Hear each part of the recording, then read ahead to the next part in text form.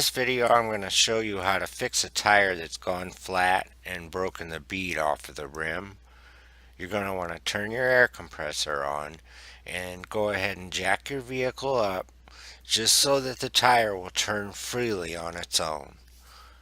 This is a large dump truck, so this tire is pretty large, so keep that in mind when you're doing this, that you use this slime to put in the tire to help seal it, and you're going to want to follow the instructions on the back. You're going to take a ratchet strap and wrap all the way around the circumference of the tire. Keep the strap in the middle of the tire, hook your ratchet strap together, and go ahead and tighten it down.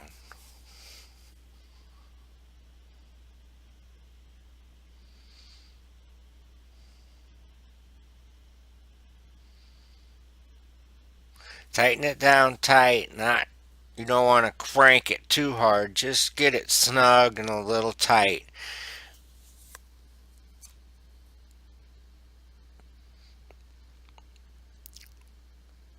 This is a sealant that I use. It's called slime. You can get this at Walmart. It's about $29 a gallon, and you'll have more than enough to do multiple tires. The instructions are on the back. I used about 30 pumps because this was a pretty large tire. You're going to take the tool that comes with the slime and unscrew your valve stem from the tire. I put about 30 pumps in, and you'll see it going in the tire. You want to have your valve stem at between about 9 o'clock and 12 o'clock. And just keep pumping that in, however many pumps according to the size of your tire.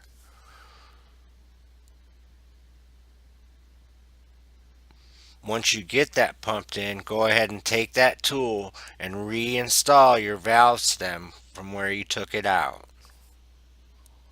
And you'll feel it get tight. You don't want to crank it down, just enough to make it seal.